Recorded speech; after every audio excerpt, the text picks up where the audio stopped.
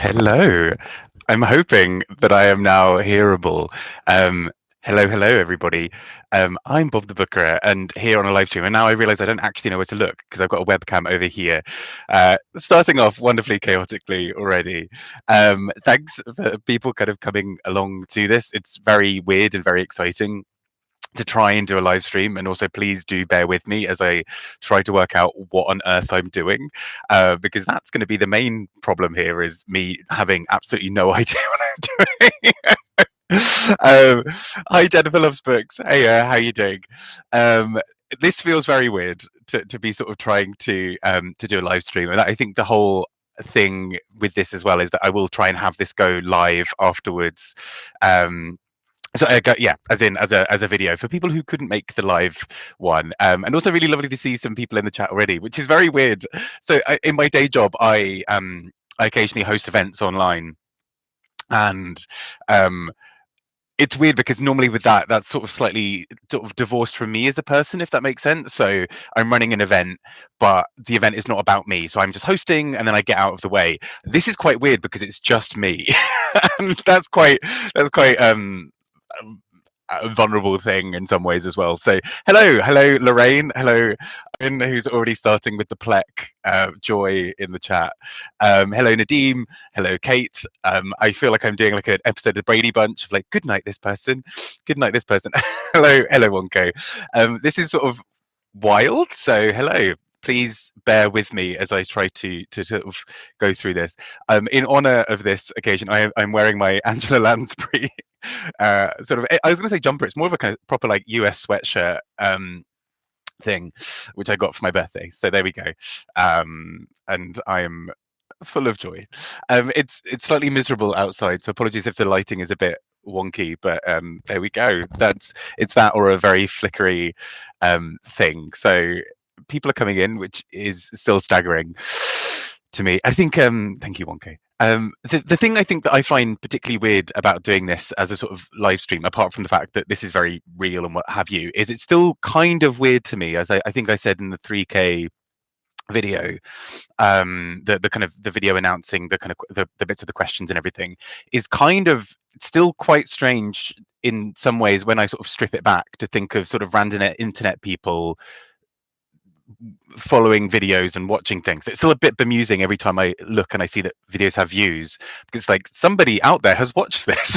This is kind of, I'm not just talking into a void into my phone, which is very weird. And yeah, I'm not sure if I'll ever get used to that properly. I'm also now realizing how wonky this webcam is. Hang on, there we go.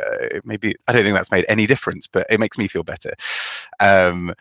Thank you, Emma. This is like me as like a Twitch streamer being like, hey, I'm just going to play this video game for a bit.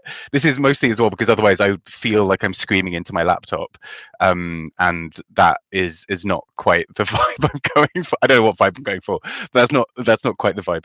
But all of this really, I suppose, is talking about, well, apart from having been bemused that people have sort of followed and watched videos and stuff, has also been just as, yeah, it's kind of just very nice that hi John, also really nice just to kind of do this and kind of go over people's questions, which were lovely.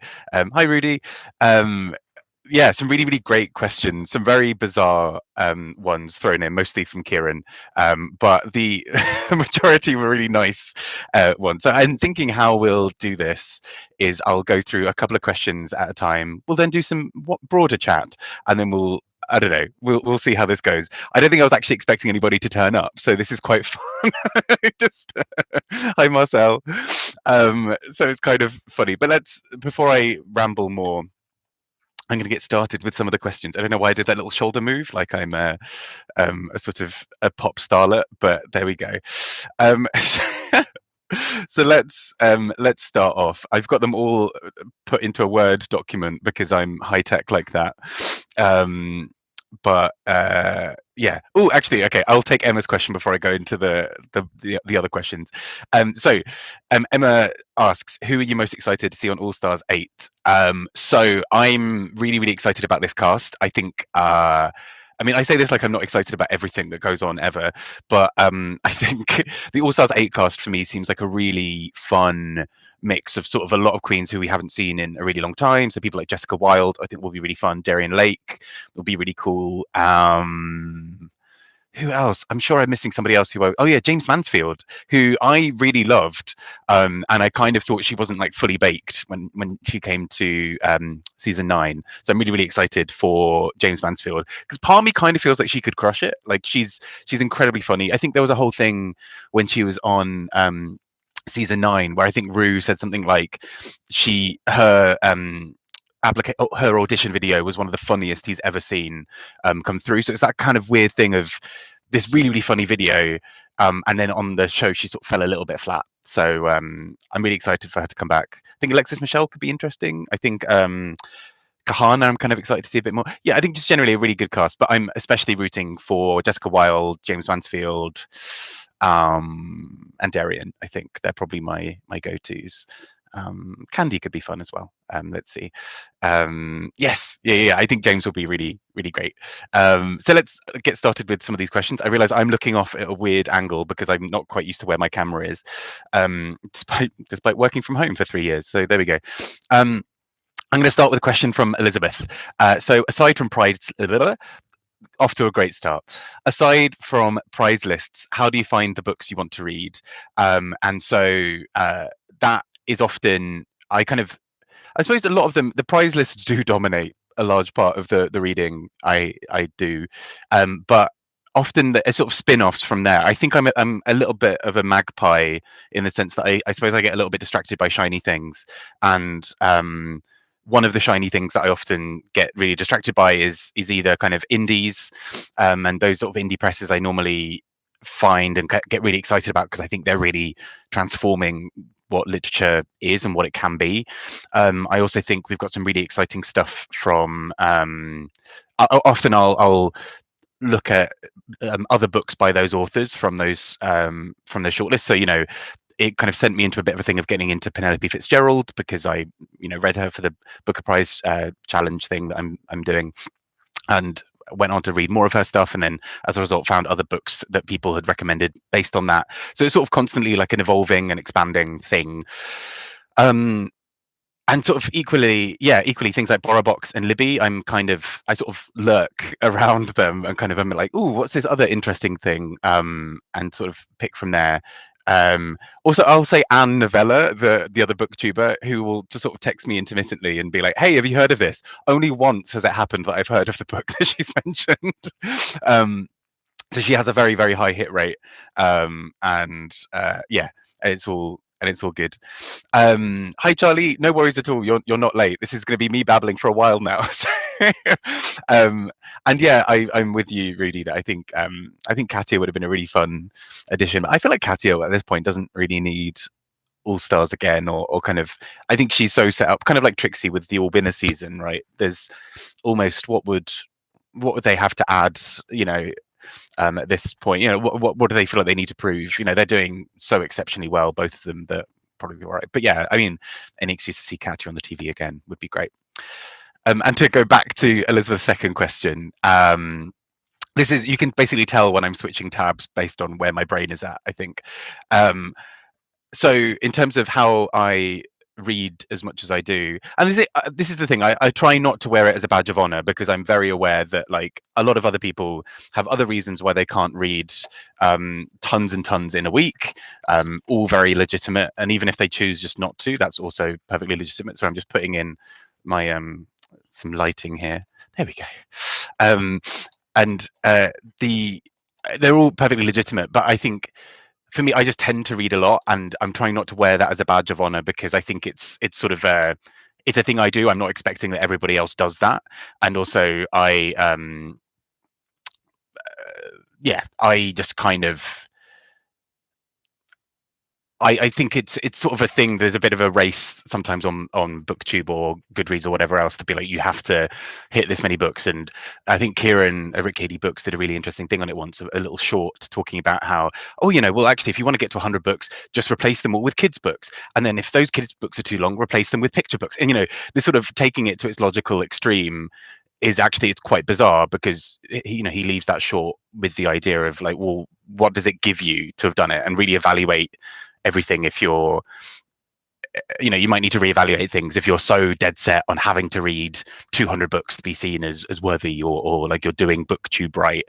So anyway, sorry, that was a massive tangent from what I was saying, but Elizabeth's question was talking a little bit about how essentially, how I read so much. I think audiobooks are a big part of that for me, and particularly because I'm often walking between things, or I commute a decent amount because I live in South London. I'm sort of, for me, if a journey is under an hour in London, I'm like, wow, that's like next door. So as a result, I think I spend a lot of time just on public transport reading, and a lot of time wandering around, listening to audiobooks, all that kind of jazz.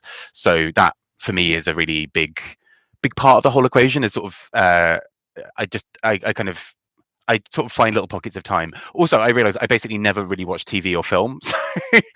Not like intentionally, it's just it hasn't really become part of my thing. So I guess I'm just so used to reading, and that being the thing that I do on an evening, or while I'm walking about, I'm listening to a book, or when I very rarely go to the gym, sometimes listening to an audiobook or a podcast, and it's sort of baked into what I do now. Also probably why I'm burning out, because I have no time when my brain is just like, and we stop and we do absolutely nothing. So yeah. Yeah, and exactly, as Wonko says in the chat there, like what reading an unhinged amount gets me is the satisfaction of seeing a line go up. That's kind of the thing. The graphs do look quite nice when you do that. There was a moment, because I think last year, I think it basically almost averages more than a book a day that I'd ended up reading, which is kind of wild, particularly as I know that there were definitely weeks where, it wasn't a book a day. It was, I was sort of taking it very slowly, but then there were other times where I might be listening to an audiobook of a short book, and then reading a short book, and then within that day I've somehow finished 3 books, even though, whatever. So yeah, but it's not a race. But yeah, that's kind of essentially how I end up reading so much, I guess, is that it's almost constantly in pockets of time as I'm going about and doing things. Like I'll be listening as I'm walking somewhere, and sort of just reading, sort of curled up on a bus. Well, one of my recently over the summer, I think I went on a holiday that was last summer, and I was really excited because he's in it, and I realized that sounds like the dullest holiday, but I was like, great. So I get up and like I do this thing. I then have 3 hours between these 2 cities where I can just sit and read for a bit. I think it was during Booker season as well, so it sort of was a bit of a chance to like catch up. I catch up again. It's not a race, but all of that kind of jazz. And hi Kit, hello, thanks for joining. And don't worry about like the whole late thing is not a thing with this live stream, partly because I'll be chatting nonsense throughout, but also also because it will be available afterwards. So I saw, I think somebody in the chat, read more books, who sort of caught up, which is great and very kind, and hello. But also, yeah, no pressure, you can dip in and dip out. I'm fairly chilled. I'm still a little bit mystified that people are here, so there we go. So that's 13 minutes in, and I've answered one question, so I'll take a couple more and then kind of carry on going. So an enthusiastic reader asks, have you read any of Jane Gardam's novels? Old Filth is a favorite of mine, and I'm curious if she is on your radar. So I read God on the Rocks as part of the Booker challenges, which I really enjoyed. And I think Old Filth was the one that somebody else recommended to me at the time as a sort of big kind of, like her sort of, not magnum opus necessarily, but her sort of more famous one. So definitely very, very excited to read that. And similarly, there was also a question, let me find it now because I'm scrolling down, where somebody asked if I had read, that was it. Joanna Rawlins has asked if I'd read In Memoriam by Alice Wynne yet. And both on Kieran's Discord and just sort of generally, I feel like this book is following me around and demanding to be read. So I've reserved it from my library. I will eventually be reading it, but I have not yet. And I'm told that it's glorious. So let's see. And hello in the meantime to Charlie Brooke and to Doom Antidote. Hello, Ben. Lovely to see people. Again, still mystifying that this is happening. So there we go. Please excuse my terrible lighting. In exchange, I give you Babbling and my Angela Lansbury sweatshirt. There we go. That's all I have to offer today. I'm sorry. So there we go. Oh, here we go. So Wonko the Saints also asked, what are your code words you use in your reviews when you hate a book, other than struggled, which is a giveaway. I don't think I intentionally do this. I think this is a little bit of my background as a teacher of like, okay, got to find something positive, got to talk in some way about something positive. And some books really challenge you on that. I think it's weird, right? Because I think particularly with my rating system, a lot of the time, even a book that I really didn't enjoy, there will be either something that was good about it, or I kind of respect that the craft of it and that there is an audience for it. I'm just not that audience. So sometimes it's about that of kind of like, not really for me, but it's also challenging and struggled and all these other bits. And that's kind of what it comes up to, apart from when it was Pure Color by Sheila Heti, in which I believe I used the phrase it's like a steak with rancid ketchup poured all over it, which is probably a bit meaner than I normally am, but that book drove me nuts. So there we go. I think I once did a rant review really early into being on BookTube about oh god, what's it called? Hot Pterodactyl Boyfriend, which is a sort of YA book, and I think I fully expected it to be like in the camp of it's so bad it's good.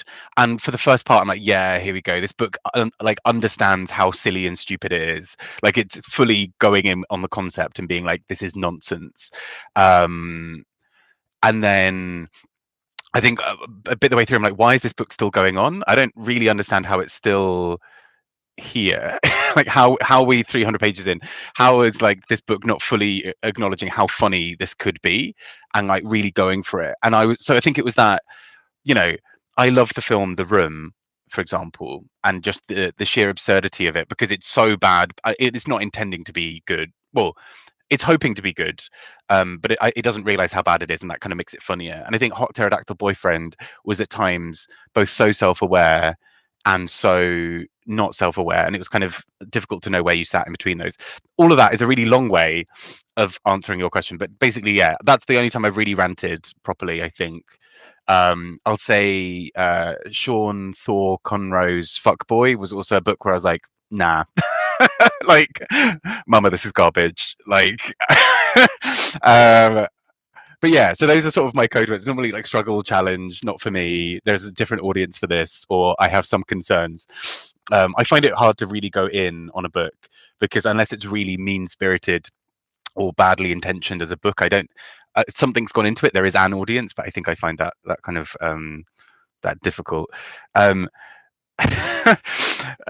Ben over at Doom Antidote is saying, we need to find you throwing your bun we need to find your throwing a bun at a book breaking point. I had had a bit more free time during the time I read Pure Color, I probably would have tried doing a more elaborate video. I also don't know how useful it is to dunk on authors sometimes with these things, but it is fun to kind of go in a bit more when you've really not liked a book, and to really be like, here are the reasons that this does not work for me.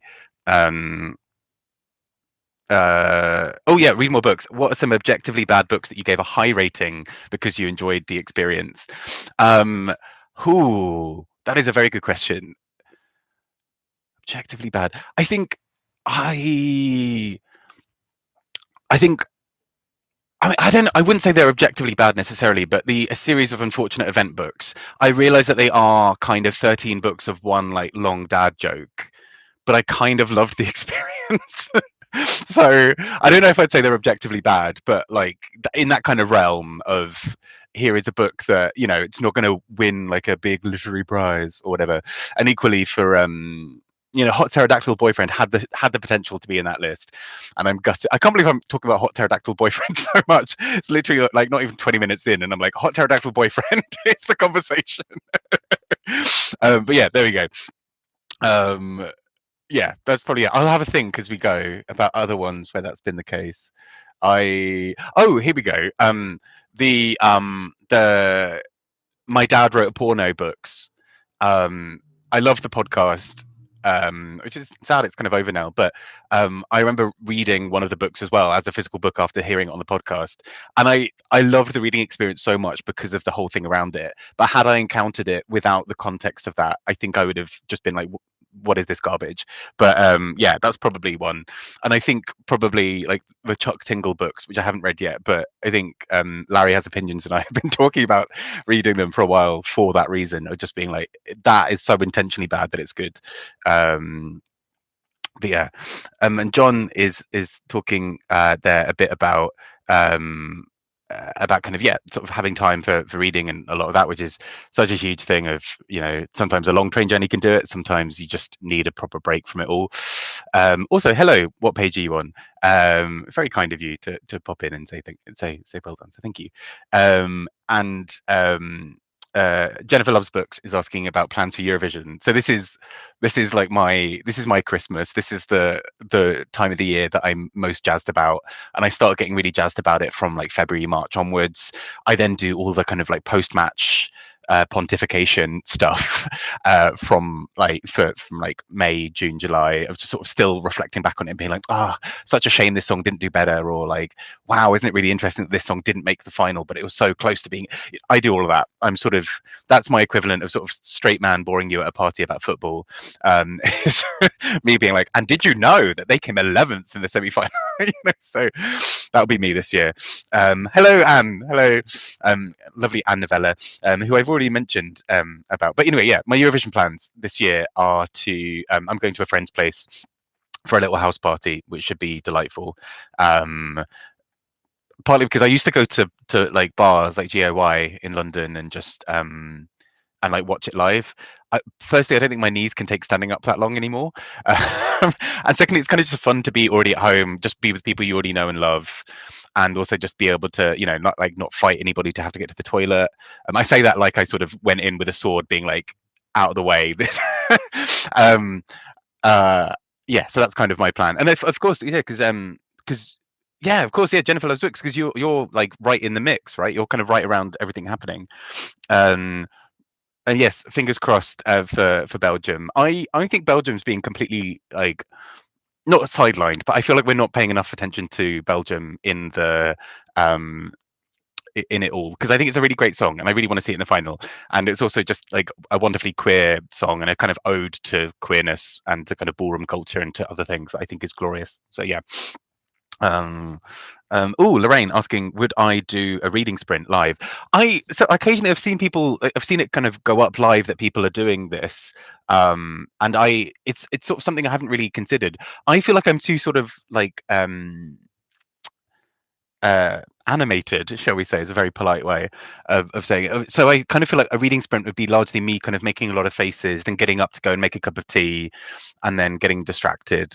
So I'm not sure if it would be useful for anyone. I feel like I'd put everybody off reading. I could try. It might be a good exercise for me in learning about how learning to sort of sit a bit more still. Jacqueline Turner asking, are you interested in the Pulitzer Prize at all? It's announced today. So the Pulitzer is one that I always kind of, I forget that it's coming, and then it sort of gets announced. I'm like, oh, let's investigate and check some of those out. Lots of books that I've adored in the past, and I'll talk about probably some of these later actually for some of the other questions. But Less by Andrew Sean Greer, and Michael Chabon's. This is now going to really bug me. His Pulitzer winning book. How can I not remember this name? Yeah, Michael Chabon's book as well. Both of them are books that I think are incredible and I absolutely adore. And so it's sort of been one of those things where sometimes the Pulitzer has chosen a book that I either love already or I've then gone on to love. And so part of me would be quite curious about going back and having a look at looking back at past Pulitzer winners. Maybe not doing another big reading project, because quite frankly the Booker one is already taking up a decent amount of time, and even that's being put slightly on the back burner. But yeah, I'd love to read a bit more. And also I didn't realize it was coming out today, so there we go. Yes. Thank you. The Amazing Adventures of Cavalier and Clay. I was kind of seeing a K in there somewhere, but couldn't think of what it was. Thank you. Yes, The Amazing Adventures of Cavalier and Clay, which, despite me having forgotten its name, is one of my favorite books of all time. Um, so there we go. And hello, beating around the books. Hello. It's yeah, lovely to have people in here. So I'm going to jump into a few other questions because otherwise I will literally never get through any of these. So Lisa Edwards, do you have a favorite author? If so, who? And probably Jan Martel, and his book is sort of just out of reach. I'm going to be talking about this book a fair bit. I was looking over the questions when I put them into the thing and trying to work out what I'd probably do. But Jan Martel is an author who I've adored. Life of Pi, obviously, the big sort of famous one. And without sounding like that guy, read his other stuff. It's really, really good. I think Jan Martel, like Life of Pi was a great announcement to the world of who Jan Martel is, but his other stuff I think is also so interesting. So yeah, Beatrice and Virgil, I think, is a sort of typifies that. And actually, let's with that, I might quickly jump to somebody else's question because I may as well cover this now while I'm here, which is both a question from Keir the Scrivener, which was, what is a book you read before BookTube that you love but don't talk about a lot? And Compassion for All, who asked, what book do you love so much that you wish you hadn't read it so you could recapture the joy of reading it for the first time? To both of which I will say Beatrice and Virgil. So I keep on forgetting about this book, just partly because it's in a bookshelf that's kind of tucked away, so I don't really think about it too much, or I don't see it quite as much. But there's a huge essentially twist in this book. Largely the idea is that there are, I want to say, is it a unicorn and a lion?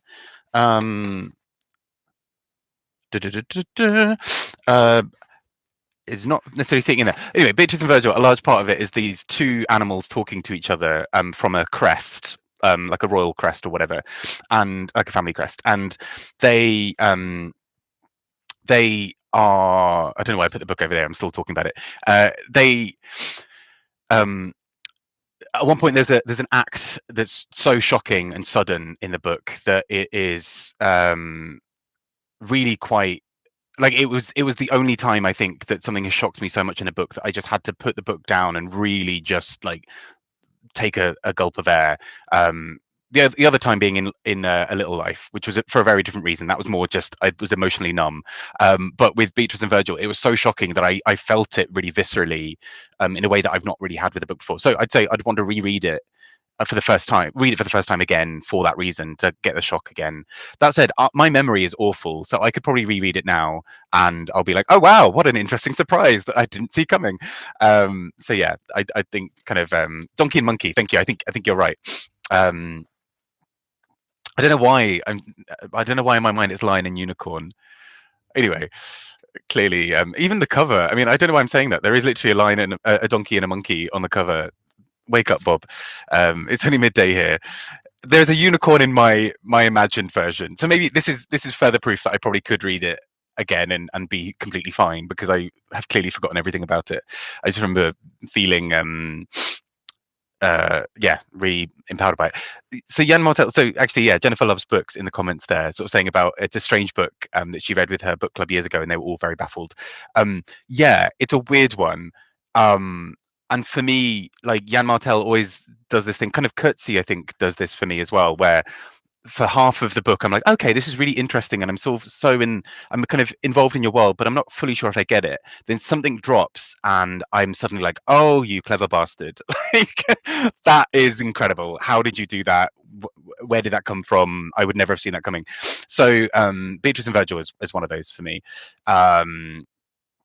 But yeah, whether with or without unicorns. Well done, Bob. Sant reads, also thank you. Hello, Sant. Very, very kind of you. If I could invite 3 fictional characters to a dinner party you're hosting, who would you call and why? This is hard. Partly because I never remember any characters.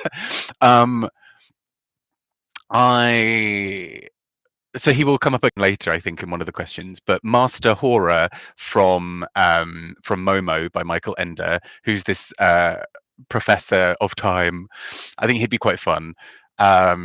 What would balance him out really nicely? I think I would want someone like Arthur Less from Less, just this sort of absurd, slightly sort of flappy character, and then who would balance out that trio? Because they're both probably quite intense. You probably want someone quite calm. I feel like I'd want like a really approving grandma from a book, and I can't think of any right now. But or maybe someone like Granny Weatherwax. No, is it called Weatherwax? What's her name from the Pratchett series? I cannot remember a single name. So here we go. I'm doing incredibly well. Hello, Charlotte, as well. Just while I'm thinking, yeah, I think a third character who's like a very chilled grandmother would be. I realize Granny Weatherwax is not chilled particularly, but someone like her who's just like would bring a bit of extra flair to the room, but would also keep it from getting too out of control. That's the dream. So there we go. Yeah, cool. So back to some of the questions. So have I met any authors who I especially liked? Any who I'd like to meet? So I brought these in because I've met a couple of authors who I truly adore. And it was just a really fun experience, realizing that they're almost all gay men. But so Neil Bartlett, who, and like Address Book is just one of the most incredible books, I think, and I just love it. I got to meet Douglas Stewart, and it was weird because it was at an event with Damien Barr, who I've also met, and this feels now very like, oh, let me drop some names in there, but so it was an event that Damien Barr was hosting where he was interviewing Miriam Margolyes and another author whose name I've now forgotten, and it's sort of just before it all started, Douglas Stewart recognized Eric Carl Anderson over at Lonesome Reader, who I know, and I hang out with him, and I absolutely love Eric. He's a babe, and Eric and I were just sort of standing there. He recognized Eric and went straight over. So I had like a 20-minute chat with Douglas Stewart, and I was just there like slightly paralyzed with fear, being like, "It's Douglas Stewart." And luckily didn't make too much of a tit of myself, but only a little bit. So that was good. That was all a fun experience where I didn't make a fool of myself at all. And Matthew Todd, who I met, the author of Straitjacket, and I met him, and he was incredibly gracious despite my like gushing love for his book. And also, where is it? Sam Kenyon, who wrote I Am Not Raymond Wallace. So I interviewed him online, and then I went to the sort of book launch of the book and had this really gorgeous moment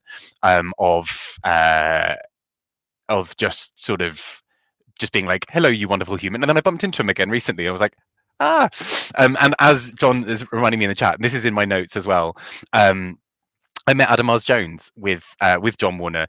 So all three of us had sort of some tea and just were chatting for a bit. And Adam Mars Jones is just a lovely human. And I was also just fascinated by the fact that his brain is just this like incredibly sharp, beautiful thing. He just sort of had all these sort of super interesting thoughts and things, and I kind of just wanted him to adopt me, or just I was just like, I love you, Adam. This is great.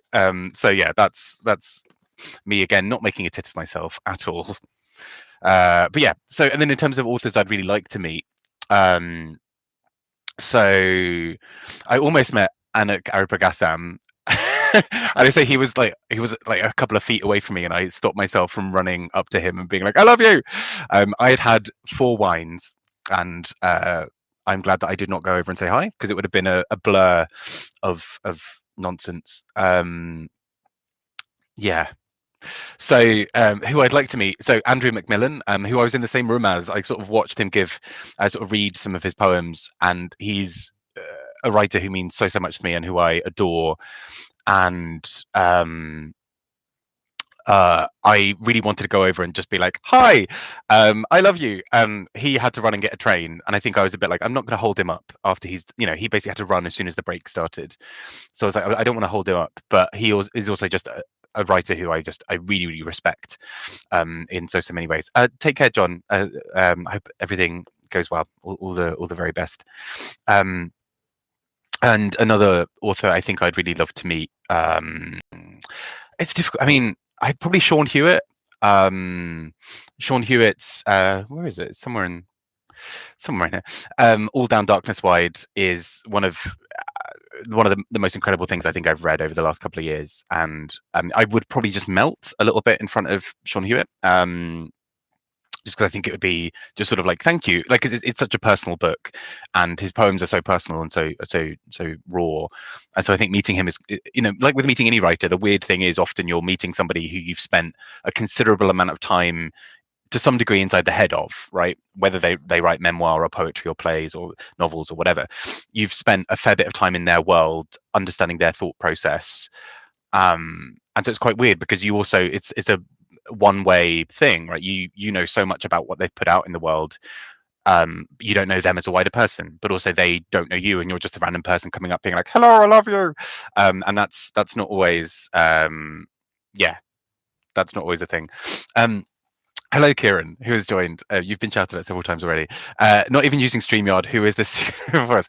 Um, I I know that thing exists. I have no idea what to do with it. So I mean, it would add to the chaos. I think if I ever do another one again, I will have to work out how I do tech, and that will be a big part of it. So I defer to the King Kieran of the live stream about that. But yeah, so those are the authors I'd probably really like to meet. Obviously, with authors who are no longer with us, I mean, it would have been absolutely stunning, I think, to have met someone like Angela Carter, whose writing again is like a big part of why I'm the reader I am now. And so yeah, I think but yeah, probably that. Probably almost any authors. I think the thing I've found increasingly as I've met more and more authors, this just sounds like again like a humble brag. It's so hard. Has been a lot of the time they're just very happy that people have engaged with their work and are excited about it. So it's sort of it's weird because I think I've always built all these things up in my head like it's going to be this huge thing, like I'm meeting Beyonce, and it's like it's an author who sold 20,000 copies of their book and is like fairly chilled. So it's just like, I've kind of built it up like this is like the pinnacle of my life, and they're like, oh hey, we're just hanging out at this little event, like come and say hi. It's a much smaller thing. Hello, Bex, over at like an expert revision. It is indeed. This is Angela Lansbury. This is that is what is on my sweatshirt. I'm very, very excited. With that, this is not sponsored, but from the company called Fascist Panties. I realize it sounds like a strange name, but that is taken from a Tori Amos song lyric. So yes, Fascist Panties, get your sweatshirts there.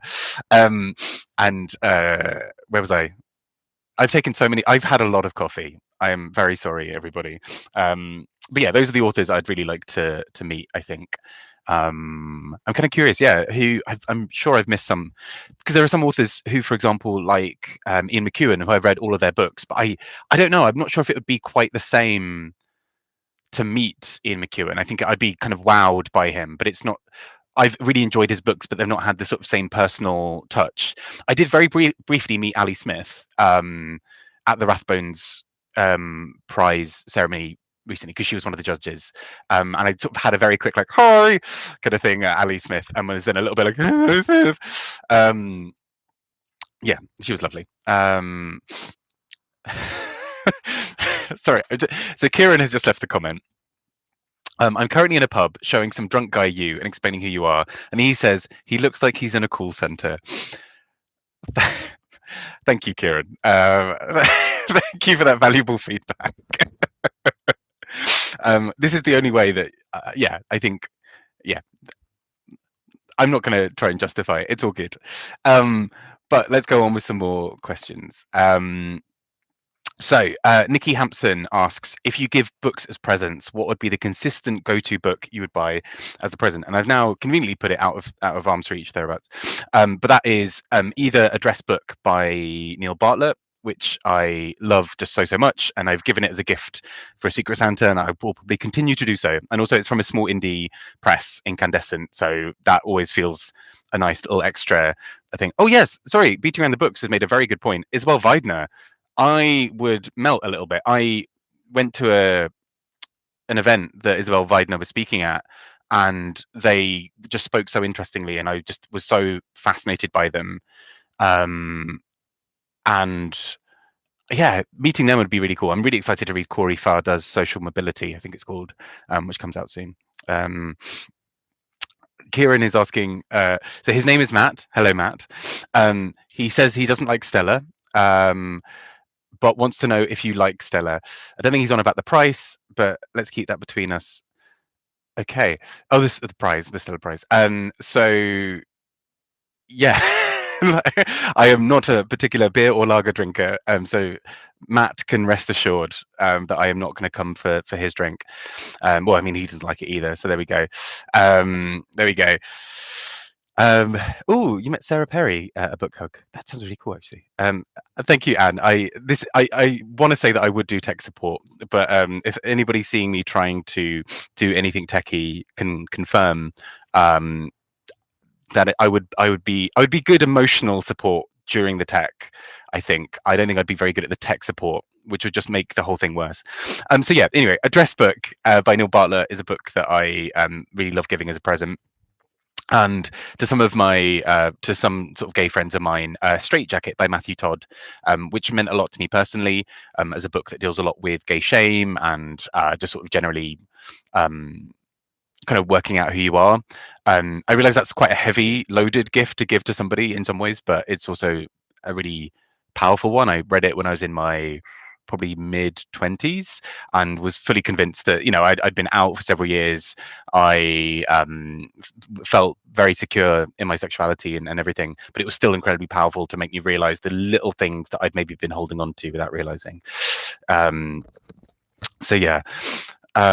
Okay, so some lady Meg has joined us. This is Kieran, and wants to know where the bus station is to go to Grangetown goes.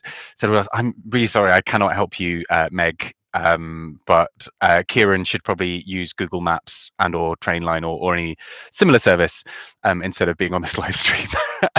So there we go. On with the questions. Ros at Scallydandling about the books has asked, my question is, how did you develop into such a prodigious reader? Was little Bob a big reader? So many boys stop reading as a teenager or young adult. Did you carry on or stop and rediscover it? And equally, Curious asks, says, I'd like to hear a little about what kind of reader you were as a little boy, your formative reading years, what prizes you followed, blah, blah, blah. Then we've also got Michael Clark, who asks, what book from childhood before you were 12 still resonates today with you and why? So I'm going to kind of put those all together. But before I do, Ros mentions one thing, which was about the name of my channel, which I'll just read out what she says, which is meant to also say, I forget the Booker Prize reference in your channel name. It makes me think of lookerer, which is a word for someone who checks on livestock out to graze. So I love that there's that association. But me as a young reader, so I was very, very... Sorry, so Bex, like an expert revision, says "Not Now, Bernard," which was a book that we read together as part of a project, which is a very funny, like, little poetry collection, but also had some like slightly what's the word? Slightly menacing overtones potentially. But anyway, me as a young reader, so I read a decent amount as a kid. I feel very, very lucky. I had two parents who were very, very invested in me being a reader. My dad especially would sit and read with me. My mum, not always fully confident reading herself, would sort of sit and let me read to her. So there was a lot of reading in the house. There were books in the house, all of which are huge. But then also, I think at one point, you know, my dad is very much the kind of person who, if particularly when I was a kid, but even a bit now, if I express the smallest interest in something, he will sort of go out of his way to find things. So at one point, I think I liked a Joni Mitchell song, and he came back home with like 4 albums he'd found in a charity shop. And like as a kid, I think I said that I like dinosaurs, and he bought me this set of like magazines about dinosaurs. You know, one of those classic things. I don't think they still do them to quite the same degree, but at least in the 90s and early 2000s, it was a huge thing of, you know, the first one of this magazine is 99p, and then from there on it's like 2.99 or whatever. And so I got this whole set of little magazines about dinosaurs, this whole set of like Where's Wally magazines, which I've still got somewhere. And all of that was very much just like, I think my dad recognized at a young age that I was this little curious kid who was just fascinated by a lot of things, and then sort of let me run with it to kind of take those things and sort of go, just be like, okay, you're interested in dinosaurs. Why don't you go and read all of these things and leave me alone? Stop asking me questions. And so I think that kind of started it. I did have a period for a few years where I wasn't really reading a great deal. And then I got back into it a bit with being a reader at school, for like when it got towards GCSEs and A levels, particularly for, I want to say it was a GCSEs or I can't remember which it was, GCSEs or A levels. We were doing a lot around war poetry and World War I literature, and because the exam was sort of partly about the key texts we'd studied, but also there was an understanding that you could bring in other texts you read. I think I spent like my summer, as all cool kids do, reading like 20 books about like World War I, and that was including things like the Regeneration trilogy. I just like loads of like Wilfred Owen and a few other sort of books and things from that era, and I just really got into it, and so that kind of stoked that back up. So I did kind of stop for a little bit. I think I sort of turned more to video games for a while, for a few years, those wilderness years where I played a lot of Final Fantasy, and then no shade to that, I love it. I still would quite happily just sink 40 hours into a Final Fantasy game again. And then sort of segued back into reading again, and sort of to come off from that as well. So I read a lot of from some of the other questions. So I read a lot of Famous Five and a little bit of Secret Seven, but a lot of Famous Five. At one point, a friend of mine at school, I don't really know, I don't know if like somebody in his life had bought them for him or he'd won them in a competition or something, but he for some reason suddenly had the entire set of Famous Five books, and he didn't really want to read them, so he just gave them all to me. So I ended up with just like 25 or 30 or whatever it is, Famous Five books. I basically just almost read one a day for a while. Even then was apparently some kind of completionist. So there we go. And I read a lot of, at one point got really into Lee Child, the kind of thriller, I guess, writer. Is it thriller?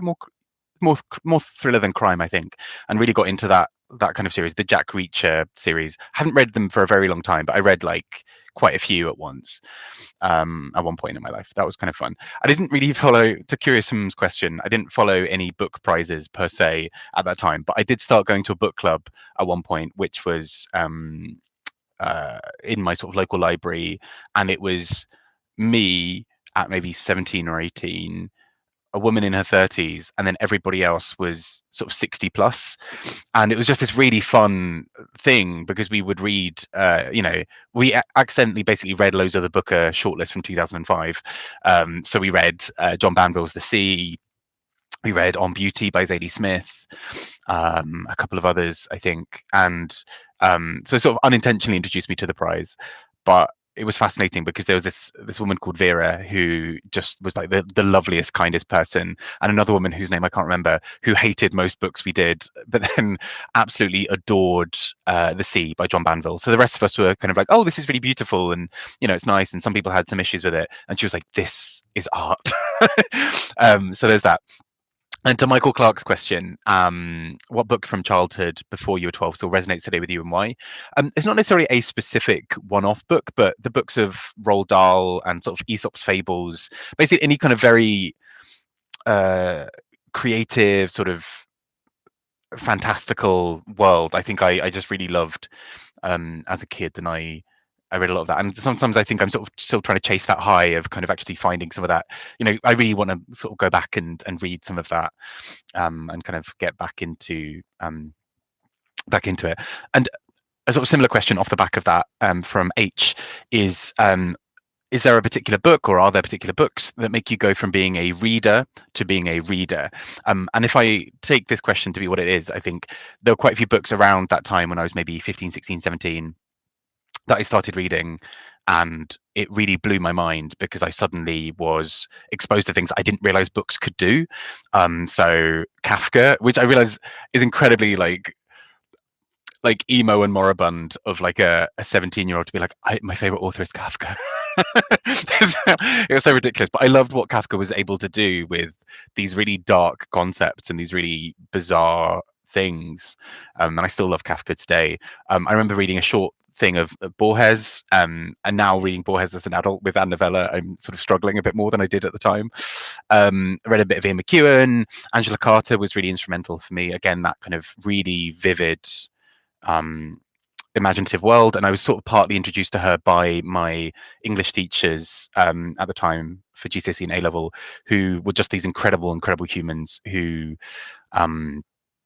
really reinstilled a love of learning for me and introduced me to Angela Carter, who I adore. Caroline Duffy, I was also introduced to at that time. Jan Martel. So all of those were really formative for me, because I don't think I'd realized that books could do that you could go off on these sort of imaginative leaps and do these exceptional, incredible, bizarre things. I think I also read House of Leaves around when I was like maybe 18 or 19, and that was also a thing of like, whoa, like, okay, we're kind of breaking books now, like what's happening here? So yeah, those are some garbled answers to some of those questions. I see in the chat that Kieran is still, I don't know what's going on with the pub thing, but you do you, Kieran. Oh my god, what is going on?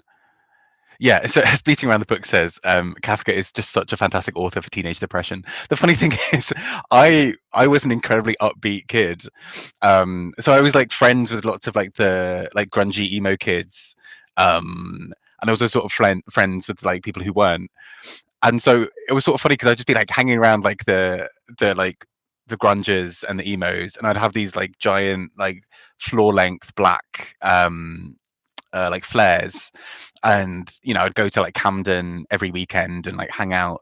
But then it was really funny because I was never quite part of that world, in a very sort of Little Mermaid.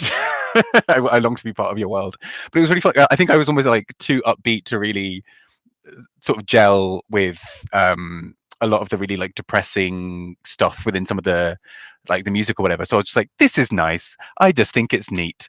And so I was like loving Kafka, but was never fully there to like delve into the like the whole like Nietzschean thing of being like, and the world is screwed. I was like, everything's great, and Kafka's talking about some scary things. So it's just, there we go. Baby Booker, as like an expert says. Also, yeah, photo evidence of the black flares, please. There, it exists somewhere. Unfortunately, I think I still have them. I definitely don't fit into them, but I have some black flares, and they were like my prized possession for a really long time. But it's really funny because I pair it with like a really like, like a bright yellow T-shirt or something. I'd be like, la la la la la, the world is great. As Walt Whitman says, I contain multitudes, and that will not be the last time that I ever quote Walt Whitman. I do love that quote. Anyway, let's go back to some other questions. Okay, so DQAN, I'm not actually entirely sure how to pronounce it, but I'll go with that. So several questions here. First one, which unread books most haunt your eternal TBR stacks, calling out, read us, Bob? And I put them over here yesterday, because I knew that I'd probably talk about this. So and they're both long ones, which is why. So Rohinton Mysteries, A Fine Balance, which I've been talking about reading for like 4 or 5 years now, and Jonathan Strange and Mr. Norrell by Susanna Clarke, both of which are chunkers.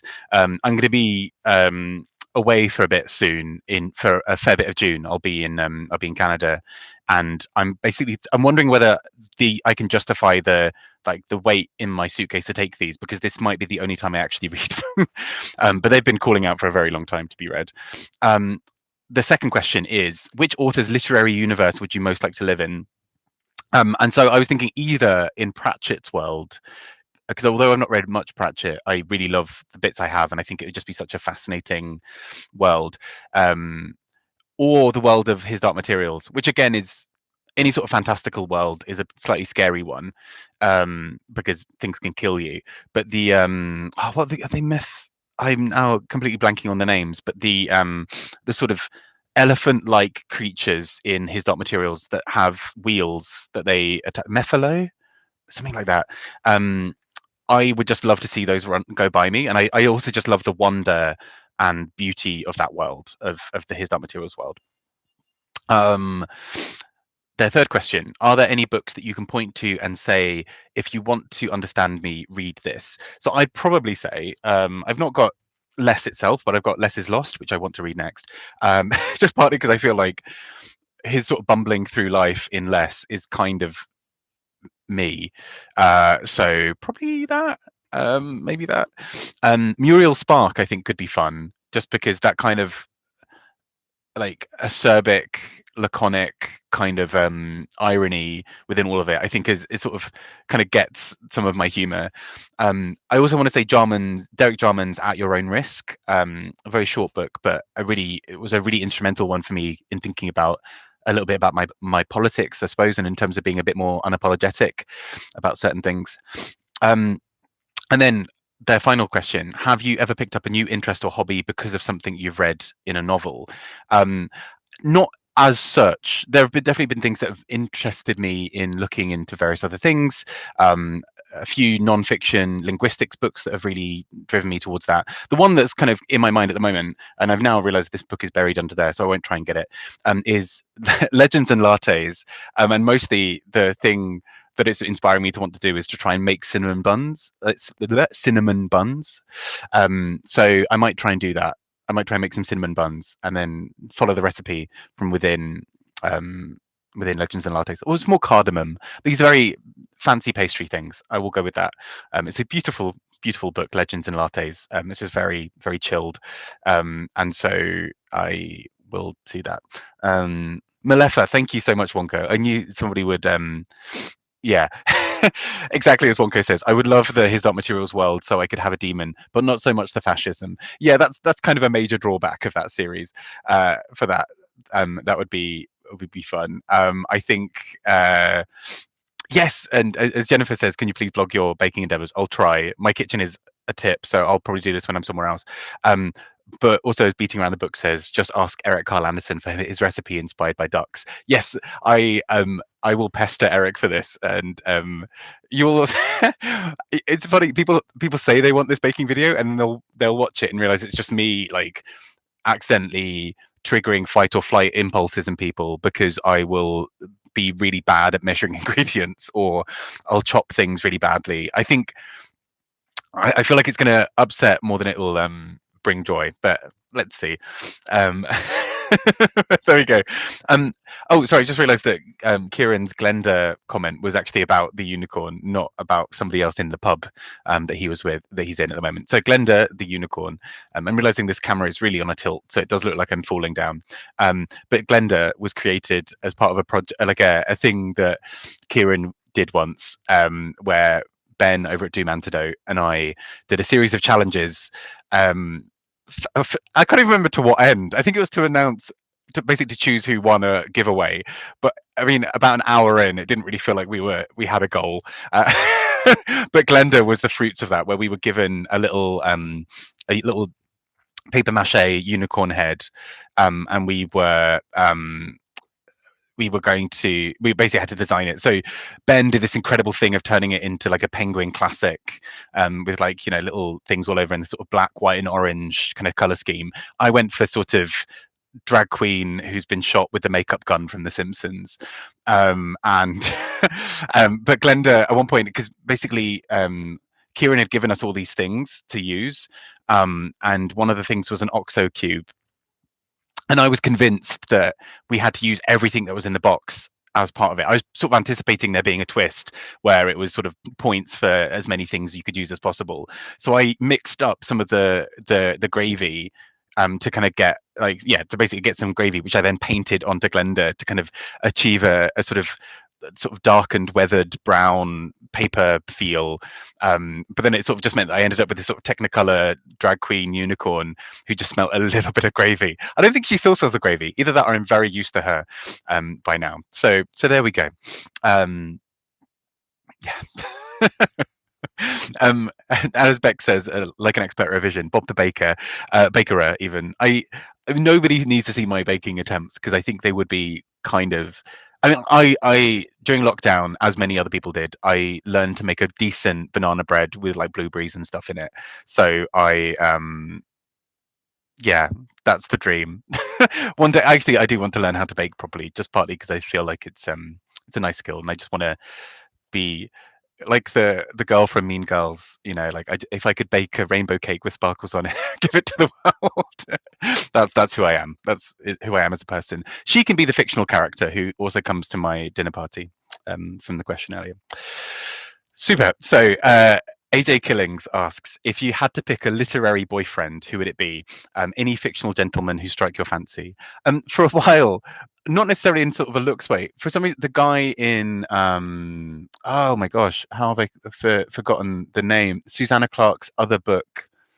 I kind of feel like the main guy in that book just needs a hug. So I don't think I'd necessarily want to have him as a boyfriend. I think I just wanted to look out for him. Arthur Less from the Less book, I would kind of, I think it would just be it would just be sort of two chaotic ladies living our lives. Master Horror from Momo, I just think would be this sort of slightly fun, slightly extravagant, kind of wonderful eccentric who I think would be quite fun. And also just on a more like hotness level, I think pretty much any of the characters from Box Hill by Adam Moss Jones, just for the kind of general 80s leather biker thing, really, I guess. Probably giving too much away there. But otherwise, yeah, the literary boyfriend, probably those guys. It'd be Piranesi, thank you. A bit of love or not love for some of the for Piranesi in the chat there. But I kind of felt like the main guy in Piranesi just needed a hug. So there we go. Anyway, I probably should order in for just the whole Just Eat conversation there. But anyway, Nadeem Khan asks, which book influenced you the most, and what is the name of your favorite translated book? So in some ways, the answer to both of these could be Metamorphosis by Kafka. Just because I think that book had a really profound experience on me, a sort of effect on me in terms of making me realize what books could do. And I just loved the way that it's set up as this incredibly dark fairy tale, but is also very real, and it sort of resonated with me. And I, a couple of years ago, well, gosh, not even a couple of years ago, it's pre-pandemic, a very long time ago, I went to Prague and I just got really excited wandering around, basically looking at anything vaguely Kafka related. I went into a Kafka themed restaurant, which really was just a restaurant, but it was near all the other Kafka stuff. So I bought some very overpriced spaghetti. And they weren't even themed. I feel like there could have been a really fun thing about, I say fun, like Kafka and food would go down particularly well. Sort of monstrosity on your plate of like a cockroach insect creature thing. But my favorite translated book probably is Momo by Michael Ender, just because I think it's so full of joy, and it's such an interesting book about slowing down, which clearly I don't do, and clearly with this coffee I'm in no hurry to do. But also, I think probably of the last few years, I think Tomb of Sand by Gitanjali Sri was just such, and translated by Daisy Rockwell, was just such a fantastic, joyful book that was so creative and silly and wise and everything. So I think that's probably that.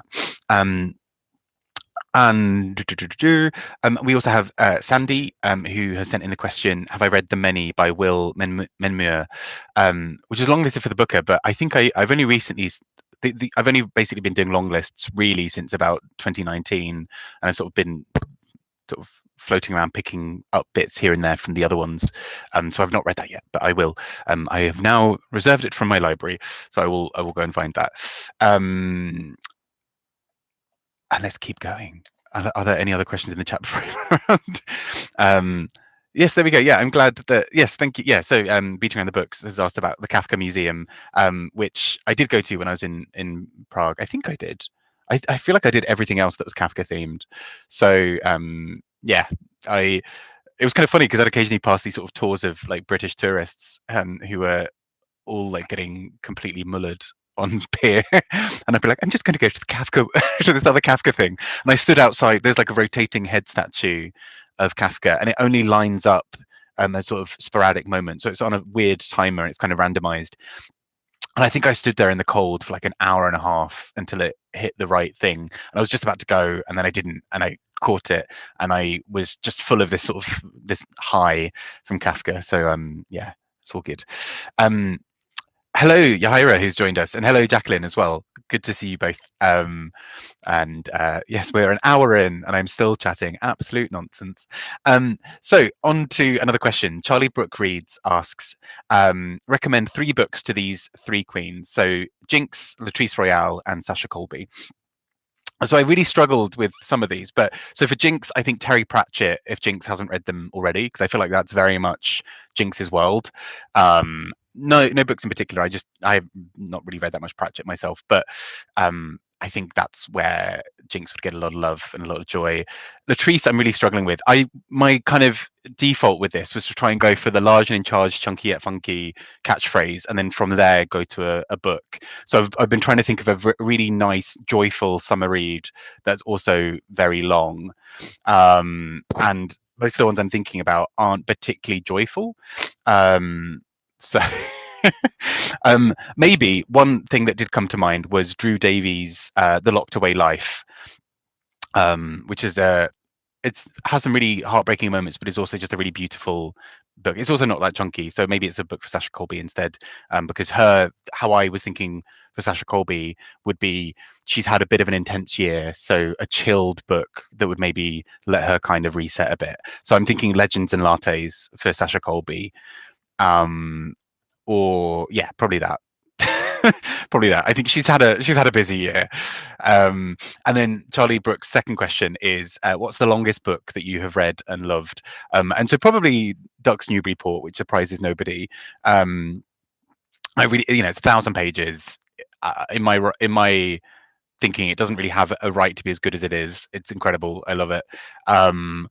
And yeah, so probably that. I'd also say I did read Les Mis, which I think is about 1,400, like somewhere between 1,200 and 1,400 pages a while ago, and I did really enjoy it. I would hesitate before saying loved, but I did really enjoy the experience. And I think so. The thing, without sounding like that pretentious guy, I read Les Mis first, and then I saw the film from a few years back.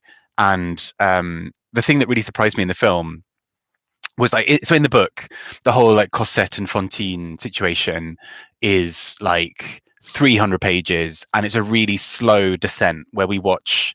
I can't remember. Is it Cosette is it Fantine who's the daughter?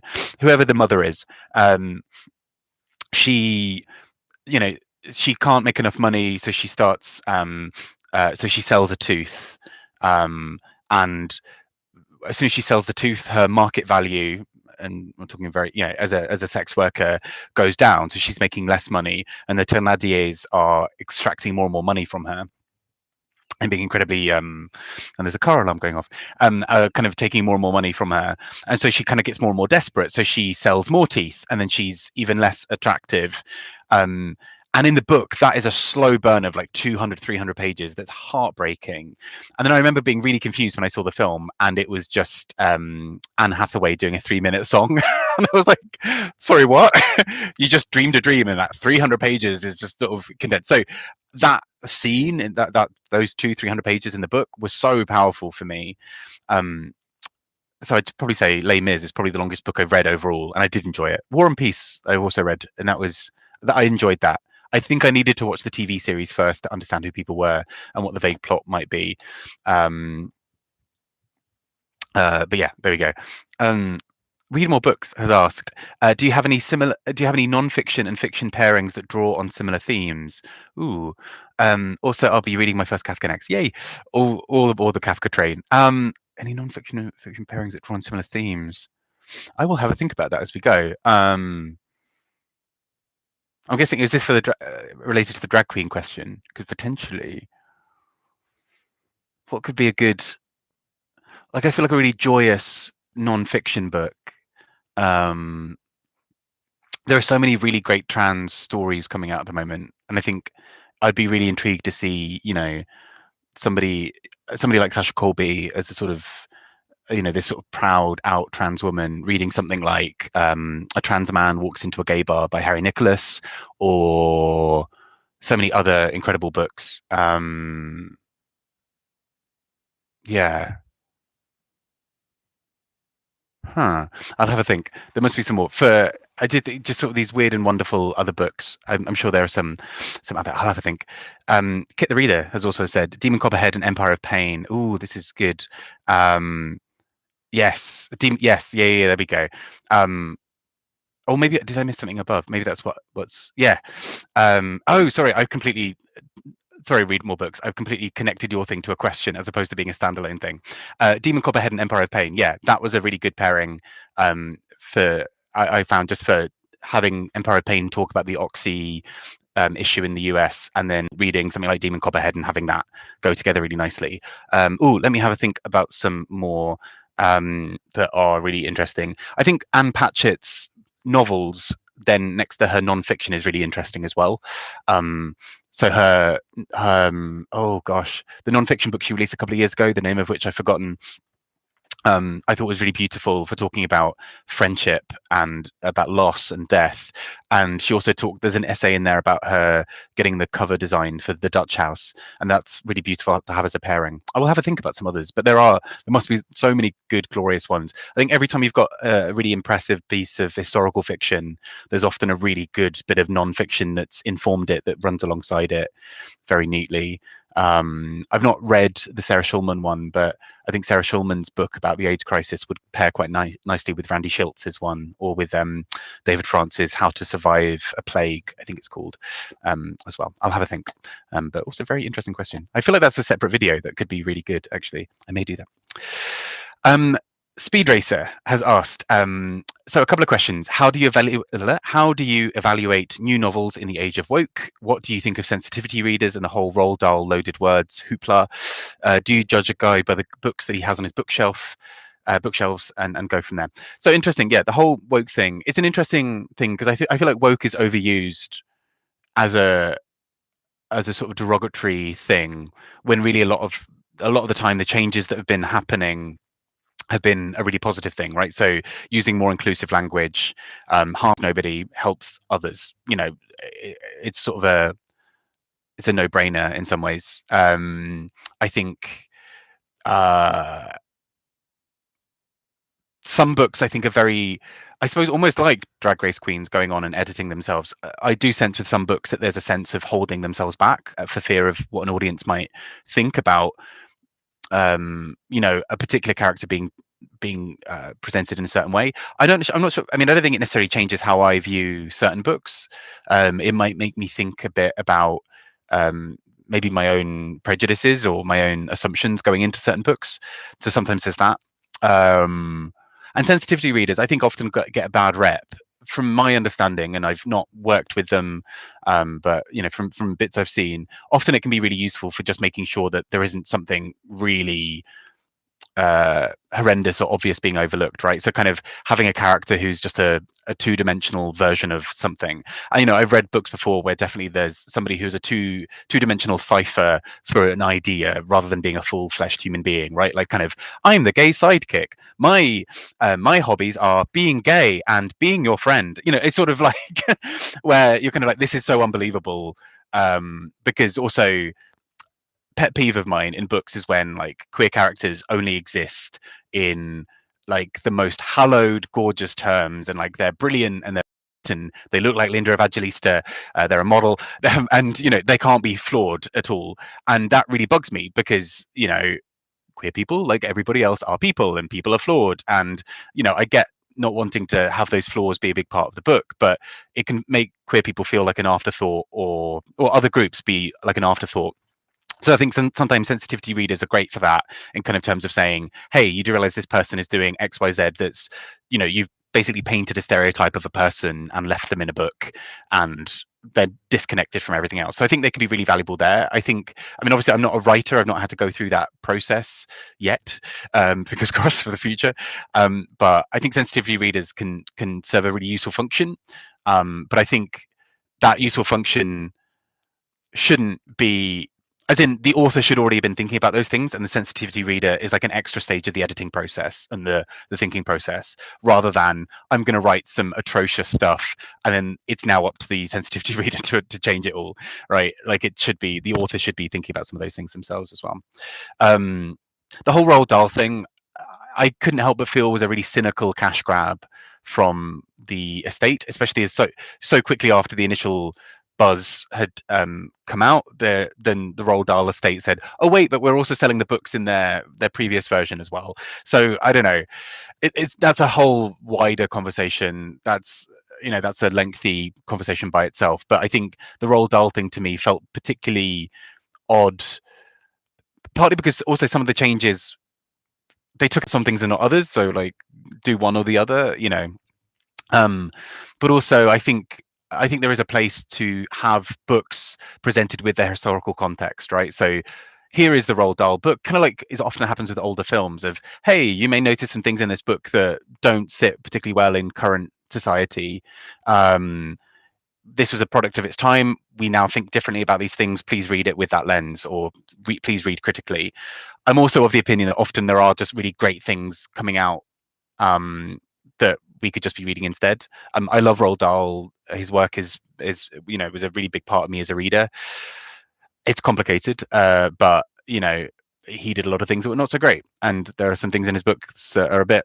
But that's a much wider conversation. I think broadly as well, the thing I think that kept on coming up was, it's interesting that we're considering changing Roald Dahl, but David Walliams is just out there doing his thing, and we're like, hey, David Walliams is probably doing like, and he doesn't even have the value that his books are particularly good. I think so, from what I hear. So it's wider, but I think generally speaking, I don't know, I quite like to trust the reader to be able to grapple with tricky things and understand them, but I also think it's worth us providing some of that context of, hey, these things are not okay, and we understand that as this book is going out. Yeah, that's a very garbled answer. I hope that makes sense. And finally, Speed Racer's question was also, do you judge a guy by the books he has on his bookshelves? Not necessarily. I do like the John Waters quote of, if you go back to someone's place and they don't have books, don't fuck them. But like, I mean, I don't judge people by their bookshelves. I mean, obviously, if I'm walking in and somebody has some particularly objectionable stuff on the shelves, then like maybe that's more of a broader sign to like get out quickly. I like to think that would have come up during the date or whatever itself, but who knows? Men, right? So that's kind of, I guess, where I sit within that. And on a related note, I guess James Holder asks, how many books do you have in your personal library? And to call it library is generous, because it's just piles of stuff all around me threatening to fall on me and kill me, but probably like 400 or so books. I was really trying to thin that down over the last few years, and then failed because I kept on getting books out of the library and getting advanced copies from NetGalley, and so I never actually chipped away at the books that I currently have. So probably about that many. Thank you, Charlie Brooke. These Precious Days is the Anne Patchett book that I was thinking about all the time. And Speed Racer, I've literally just done your question. So there we go. Hello. All the way from Rio de Janeiro. So very nice that you've joined me, because it must be fairly early there. So that's very, very kind of you all. Thank you. Cool. Let's go through a few more questions. So Janet Hansen has asked, was there a really cringy book that you read in university which you told everyone you loved but you now think is awful? And not necessarily in the sense of it being cringy or whatever. There was a bit where I got really into beat poets for a while, and like Allen Ginsberg's Howl I still think is incredible, but I think at the time I was like, wow, look at this really cool era. And I think sort of stepping away from it now, I've been like, oh, it's interesting, but like I don't, some of the other stuff I'm not sure, I can kind of give or take. Also, the joy of studying English at uni is often that you're just in seminar rooms with people talking about Freud, which is kind of wild, because people, a friend of mine who studied psychology alongside, at the same time that I was doing English, she kind of helpfully reminded me that, Freud is sort of laughed at, well, not laughed at, but psychologists in their field wouldn't sort of take him too seriously. Whereas in English, we're like, yes, everything is a penis. And I remember being in a seminar where somebody was like, the lighthouse in To the Lighthouse by Virginia Woolf, that's a penis, and everyone being like, and so um, that's probably more the cringe of that is probably the various lenses and analyses that I was doing at the time. I don't think the Freud one I often let go by because I was sort of like I feel like this is the laziest criticism that you could give, right? It's just be like, it's a penis. I'm like, okay, great, but why? What does that mean? If Virginia Woolf thinks that The Lighthouse is a penis, how does that change the book? Like for me, it's relatively inconsequential, and I also feel like we're clutching at straws here. And there's better stuff we could be saying about To the Lighthouse. So yeah, I feel like probably the cringy thing was being really absorbed in that kind of literary criticism for a bit, when a lot of it was nonsense. Well, not necessarily nonsense, but like a lot of it I think was pushed to logical extremes that were maybe a bit too far. So yeah, there we go. Barbara Helgacker has asked, do you read in other languages, and is there a language or part of the world you feel you have neglected in your reading and you would like to explore in more depth? Why and what attracts you or interests you? So I think so. This also now feels incredibly pretentious to say, but I have read novels in the past in French and in German. I'm not claiming at all to have understood everything going on. I can get by. I read Momo at one point in German, and that was easier because it's a young adult book. The language is a bit simpler. I already knew the plot. So generally speaking, as much as I can, I'll try to read the book in an English translation first, so I understand it or kind of get a sense of it, and then go and read it in the original language. I'd really love in future to learn enough Italian and Spanish to be able to read in those languages too. I think that'd be really cool, particularly as Central and South America has so much incredible writing, and there's often, it's increasingly being translated by people like Charco Press, and a few others. Three Times Rebel do a bit more of that for minority languages in Spain. Yeah, so probably that. In terms of areas of the world, so I feel like Eastern Europe, I've read very few. This is the thing that came out of the European reading challenge that I did, where I realized even that I hadn't read a Dutch author, right? So even countries right next door, I haven't read much of. Never mind Eastern Europe, where I've barely read any. If you ask me to name a famous Serbian author, I don't think I could do it. Apart from the one that I ended up reading last year for the Eurovision book challenge thing.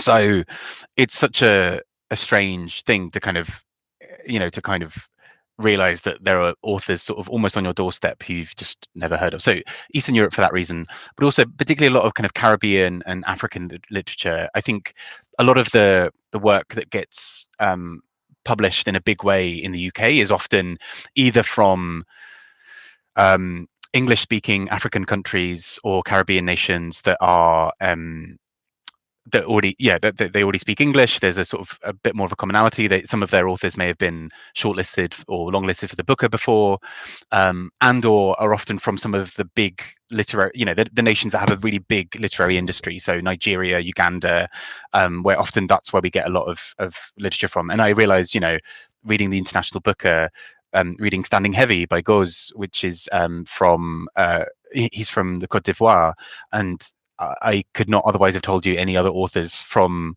the Côte d'Ivoire. So actually, that's kind of a thing for me as well, of wanting to go and read a bit more broadly there. I think I've read a bit, some books from sort of countries in Asia as well, but not, again, a great deal. So really, outside of Europe and North America and Australia, I've probably not read from too many countries. And I am potentially considering in future doing a reading challenge that involves reading a book from every country in the world. Will take me a lot longer probably than the Booker one, but we'll see. There we go. Jacqueline asks, have you ever gone through a book hangover? How did you get out of it? So for a few years when I was in my teens, I didn't really read it a great deal, and I was worried at times that would creep back in. So just after I finished uni, I submitted my final essay, I had this period of a couple of months where I was sort of free, and was about to start a job, but I had that kind of good window of time in between, and I was really nervous that I would just not read for a bit, because I'd heard that from other English lit grads, that the minute they submitted their dissertation, they did not want to read anything. So I sort of made an active thing for me to kind of find almost the gateway drugs back into reading, right? So something that was vaguely linked to my dissertation, but enough to sort of slowly get me into realizing I didn't have to take notes all the way through, and that was quite useful. Book hangovers generally as well, if I'm a bit burnt out, that tends to happen, where I'll just really not feel like reading. And audiobooks, particularly non-fiction audiobooks, are normally great for that, because you don't necessarily have to think about a plot or really the use of language in the same way. And so that's generally been a bit of a lifesaver for kind of coming back and reading. And kind of on a similar note, but almost on the opposite side, Anna Horan has asked, do you have any tips for staying motivated to read during uni, when I feel particularly guilty reading other books, even though I'm behind on reading for uni? So what often worked for me during uni, and obviously this might not work for everybody, English lit, sometimes you do have to read a lot and in quite fine detail. So I'd often find that if I read it, but with a pen and paper on the go for taking notes, that sort of focused my mind in, particularly if I told myself that I was just going to read the next 50 pages. And particularly if I'd already decided a vague theme that I might write an essay around, I found that I'd read the book in that way, right? So I might read, I think it's Henry James, I remember reading and really zeroing in on every time. I can't remember exactly what it was, but a specific theme came up, and that helped me sort of sharpen my focus about that.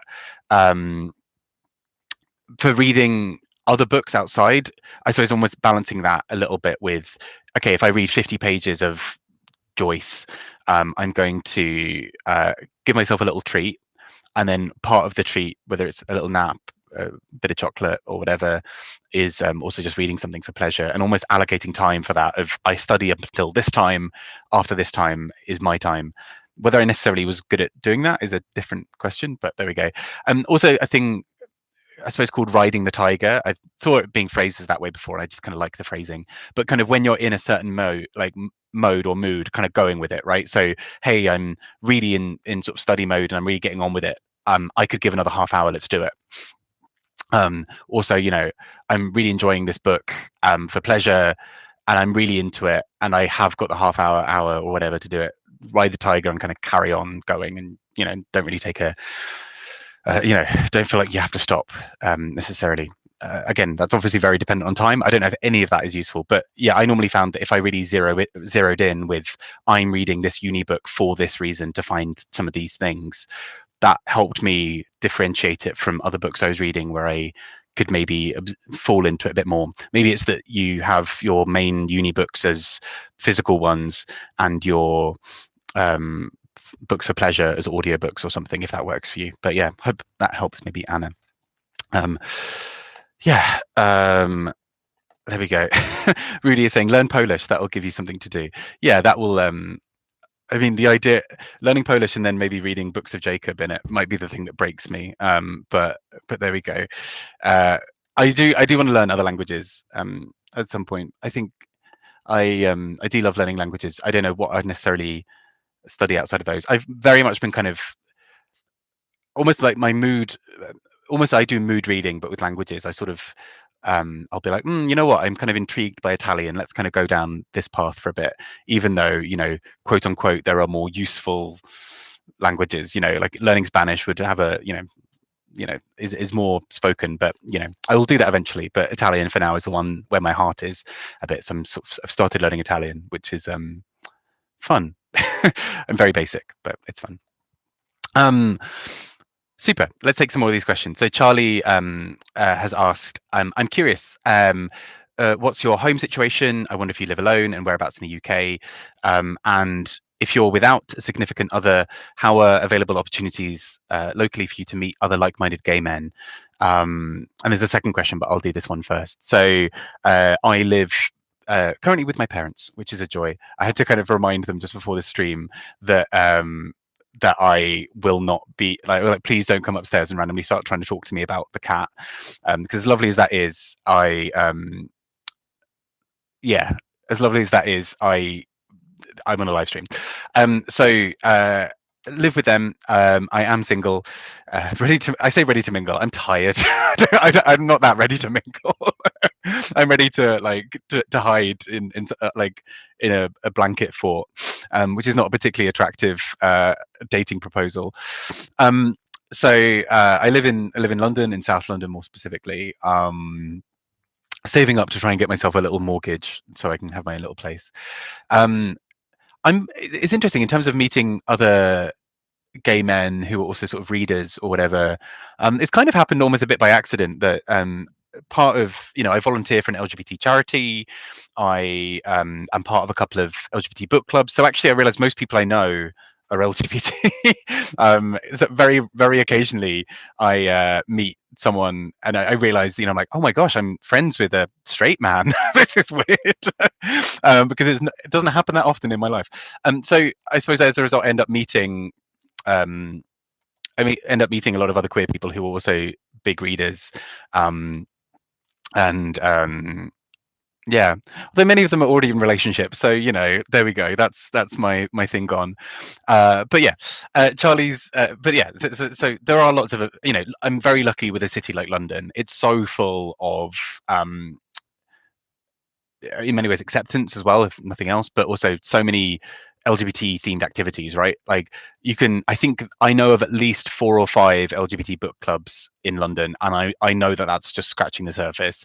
Never mind, like there's the LGBT community centre in the centre of London that has like tons of events of like gay architects and like gay yoga and like services for people who are LGBT and want to practice their languages, so many things. A friend of mine used to be part of a gay rock climbing group. Like London kind of has loads of that kind of stuff. So I feel very, very lucky in that sense, for where I live, and that I've in theory got access to these things if I ever go outside.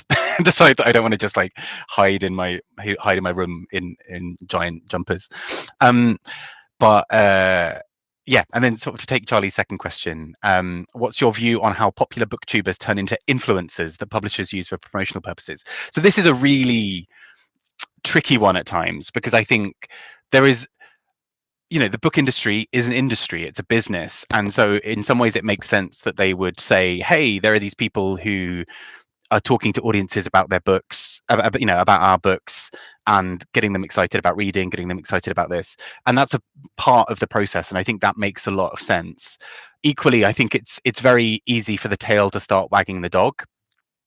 In the sense of, I think it's quite easy for it then to be, for it almost to be that you are part of their marketing team.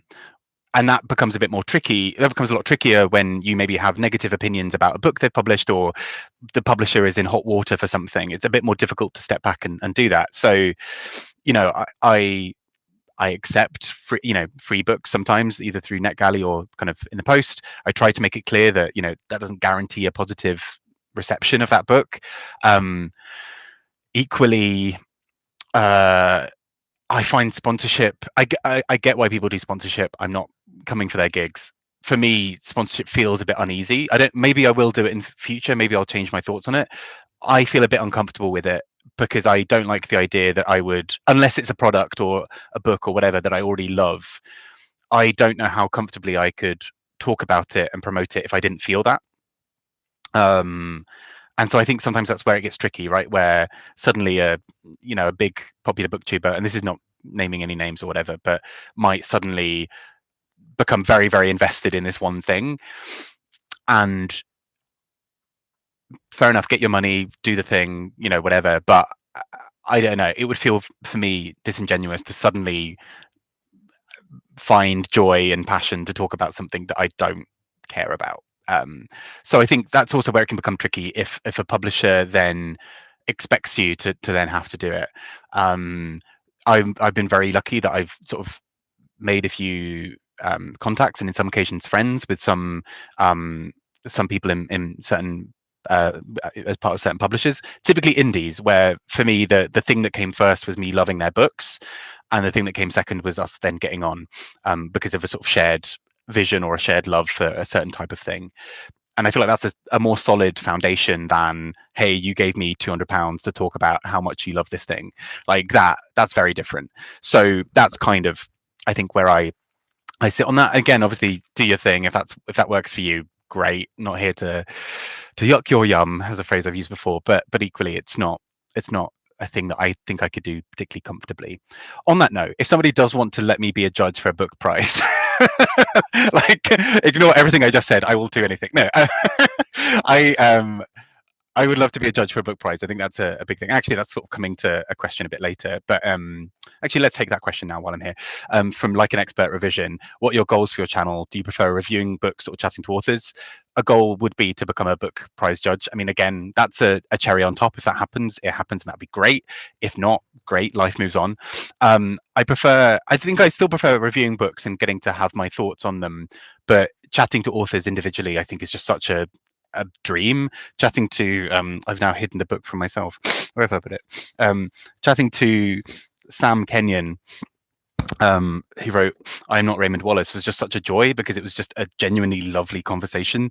And I came away from it being like, yeah, that was fun. If this gets 3 views, I do not care, even if those 3 views are all me, because I just had a blast. And so I'd love to do more of that, and kind of become a little bit bolder with talking to authors about kind of being like, hey, can I interview you? I would really like that. But yeah, that's a kind of long-winded way of answering that. And at the end of this first section of questions, like an hour and a half in, this was the biggest section, of a question from Amelia Reads. If you could, would you like to live forever? Yes and no. I mean, it would be great for catching up on books. We could have all that time. As long as I was healthy, I guess that would be the main thing. And have you ever considered leaving the UK? And if so, where would you like to live instead? So I lived for about 4 or 5 years. 4 or 5 years? How long now? Yeah, 4 years. I lived abroad. So I lived in China for a year, in South Korea for 2, and Austria for a year. And I loved it. I loved it so much. The UK is turning into a bit of a weird hellscape at the moment, as in many places, but the UK is being particularly weird. I think if I were to move, I have no immediate plans to do so. If I did, I'd like to move, maybe, I don't know. I feel like Germany would be quite interesting. Also, just as well for being able to travel to so many other places nearby. For a brief while, I was considering moving to Canada when I was sort of dating someone who lived in Canada. That was sort of a brief thing. So I guess, yeah. So those countries, yeah. So I was teaching in all 3 of those. So in China, South Korea, and Austria. And so China kind of happened because I sort of had an opportunity to go, and it was far away enough. And at this point, I'd never been to Paris. I'd been to France, but not to Paris. And so like at like 90, no, how old was I? I was 21 or 22, going across the world. 23 maybe. I was 23. I can't even keep track of my own timeline. I was 23, I think, or thereabouts, and I went to China because it was far away enough, and I thought it would be really exciting to do something different. While I was there, I met quite a few people who were from Korea, because the town I lived in was really close to Korea, and also met a few people who'd lived in Korea briefly before, and so they told me it was great. And so when I next was thinking about going abroad, I went to Korea and loved it. Had a really, really great experience there for 2 years. And then I'd been studying German, and the opportunity came up to go to Austria through a sort of a thing, and I was so excited about it that I jumped at that, and had like the loveliest time in Austria. Austria is very chilled, I think, in terms of at least its work culture, particularly for schools, is quite, the school day finishes fairly early. It's a lot about, really kind of studying in a really positive way, of kind of like really exploring ideas and discussing them, and I loved that. So probably that. So I wouldn't mind going back to Austria. I loved it. I had a really great time.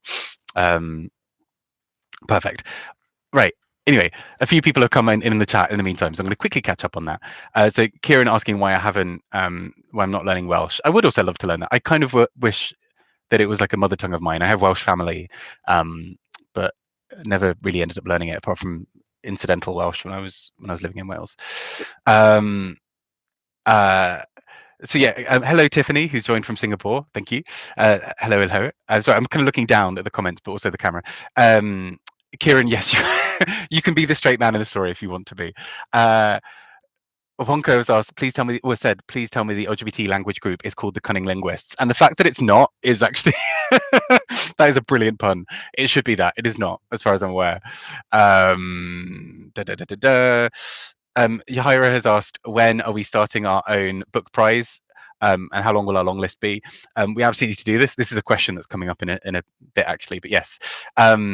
Jacqueline has asked about the group Outdoor Lads. Yes, so I've been on one of their walks. So it's an LGBT, but particularly I think gay and bi men kind of walking group, which is really cool. They do some really fun things. Hello, Kim, who's in Chicago. Oh,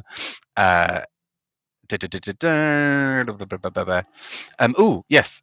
So like an expert revision has asked, has said, just reading Sebastian Folks's Austrian trilogy. Have you read it? I don't think I have. I've read some of his books. I don't know if they're part of the trilogy, but I really love the Sebastian Folks books that I read, and would definitely be up for reading those. And also, hello, Ben Reads Good. Hello. Super. So I'm going to try and go back to questions. I realize you've heard me speed talking at you for like 2 hours, well, an hour and a half, but approaching 2 hours. If in the when it when it kind of goes live afterwards, if you need to watch it in half speed, I understand. So let's get on to some of the other questions. So Gem of Books asks, what is your favorite book prize other than the Booker?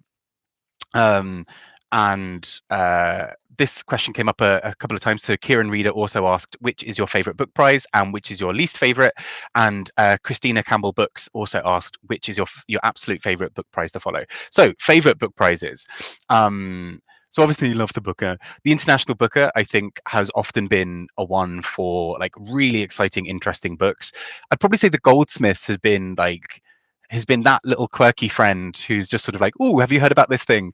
So the Goldsmiths, I think, has been really fun, even though it's often really hit and miss for me, as in I'll love some of the experimentation in some of the books, then I'll read another one and be like, I have no idea what's going on. But overall, I really like that they're doing it. And I, at one point, read because I think they've just had their 10th winner, or they've had a 10th anniversary now. So I read their first winners to kind of get a sense of, all the winners so far. And it's a wild list, but some really exciting stuff in there. Like Ducks Newburyport obviously is in there, but also someone like Nicola Barker, who I hadn't read before, apart from the Booker as well. So probably that. I'd say the Goldsmiths is probably a really exciting one. The Republic of Consciousness, I think, has been really fun in recent years, as has the Polari. But I think the Goldsmiths is sort of hitting a certain thing there for me. And in terms of least favorite book prize, this feels like I may be cheating, but the Goodreads prize that they do at the end of each year, where they kind of, partly because I think it's the whole thing is a bit bunk in terms of how they choose the winners, right? Because you can vote on any of them. You don't have to have read them. So whereas the BookTube prize, you have to read all of them and then you rank them, blah, blah, blah. Goodreads prize does not require that. So the winners are often the books that were most successful that year because, and this is nothing against Sally Rooney, but if like 100,000 people on Goodreads have read Sally Rooney and the next book in the list 20,000 people have read, there's a fair chance that the Sally Rooney book is going to be up there because enough people have read it to be able to give it their vote. And so that's the thing I find a bit tricky. And so I don't really like that prize for that reason. It's useful for discovering new stuff, but I don't rate it necessarily as the prize part. The winner is a bit more nebulous, I think, particularly for that. Not to take away from any of the winners. And Gem of Books' second question was, what book have you liked least this year? And I've mentioned it already, but Sheila Hetty's Pure Colour. Also Fuckboy, I think, was sort of within the last year. Both of those, I just think, what's going on? They both feel quite try hard. For me, they both feel like they've taken an interesting idea at the heart of it, and it's so navel gazy, it's so obsessed with the authors are so obsessed with themselves within the book that they can't acknowledge that there might be a reader who might not be interested in any of that crap. So there we go. Penelope Goff has asked, are you still reading the past Booker long and short list? How are you going with that? It kind of got not paused. It sort of got delayed a little bit because I was reading so many things for so many other prices and got really distracted and sort of, yeah, had almost too much other stuff to read.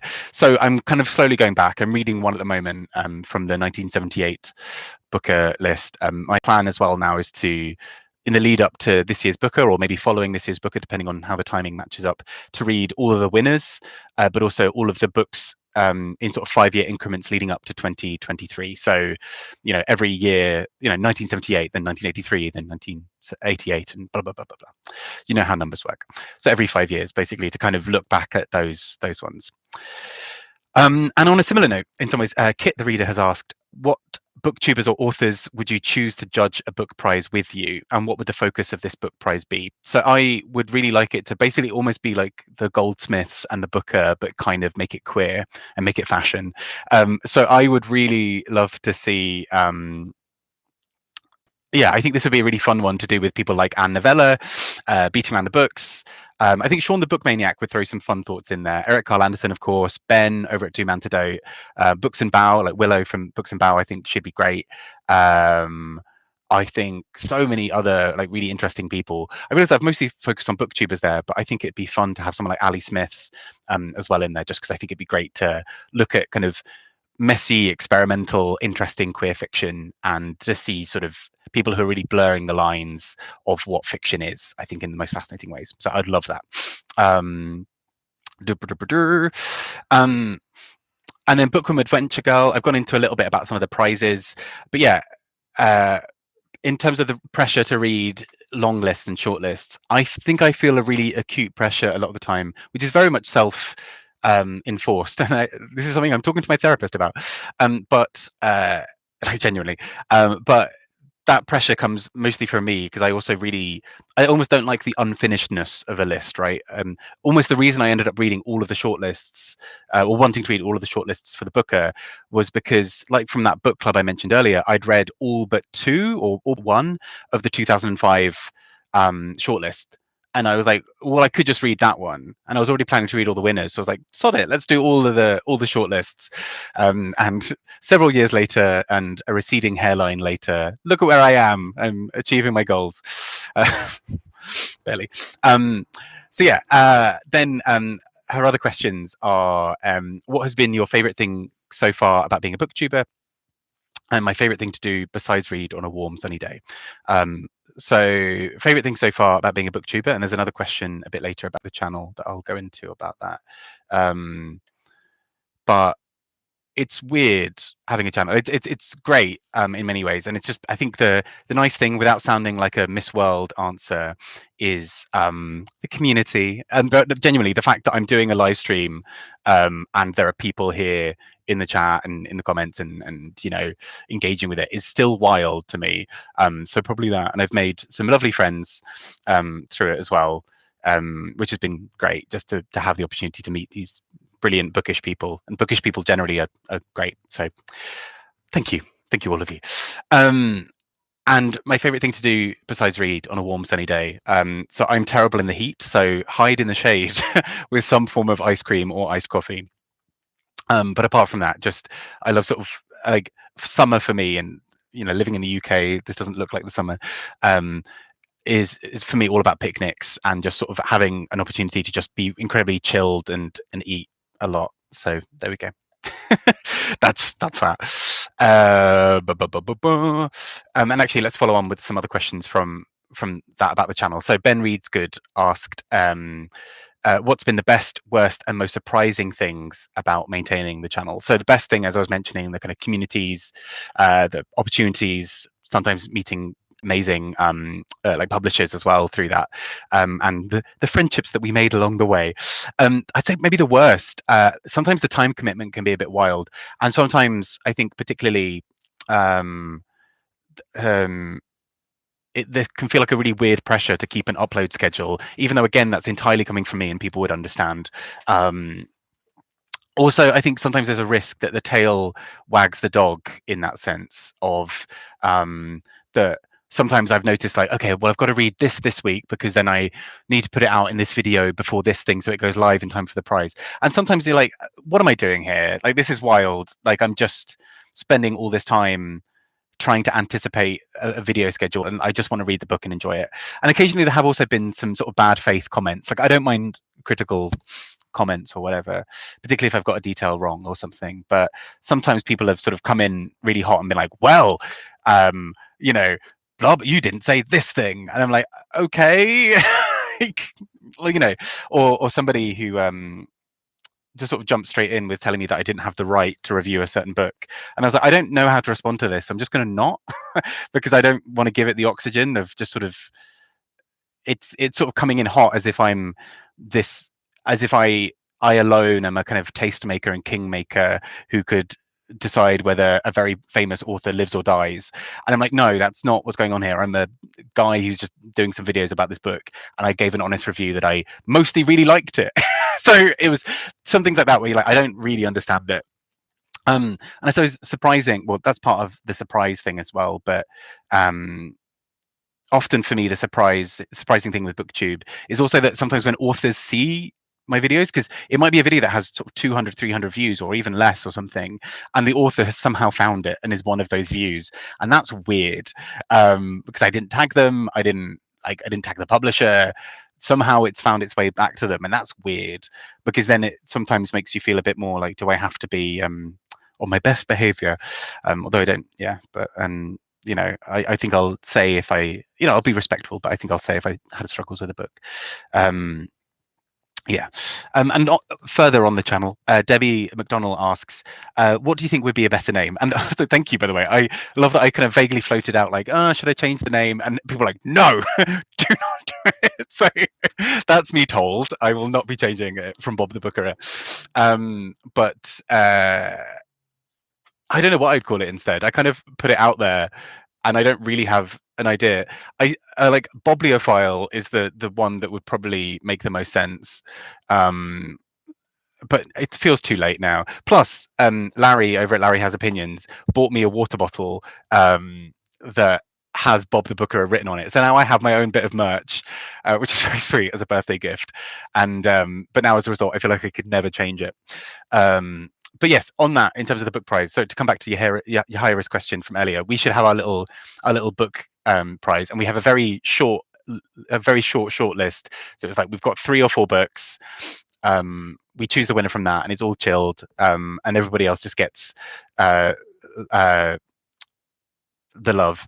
Actually, so I've now seen, after having said about authors seeing myself, Lynn Buckle in the chat, the wonderful author of the book What Willow Says, which is an incredible book, by the way, and everyone should check out. Very weird. I'm now a little bit not so starstruck, but a bit like about the fact that you're in the chat. So hi Lynn. But yes, so many other incredible things out there. So yeah, go and check it out. Bob the Book Queen, I do like, especially because when Bob the Drag Queen first appeared on Drag Race, I remember being like, oh God's sake, like that would have been a great drag name for me. Obviously it's not about me and I'm not a drag queen, so I have no claims on it. But yeah, but fun. And really, but is it fashion? Of course. I quote that to myself in my head really frequently. And the thing, the whole is it fashion? But is it fashion though? Anyway, as you can tell, I'm a fashionable kind of gal. Anyway, I think we've just got a few more questions, so let's go. This has turned out to be longer than I thought. Question from Merrily We Read Along. What are your top 3 biggest prize upsets? It doesn't have to be Booker, but I think I've ended up making it completely Booker. So the first 2 are kind of interconnected.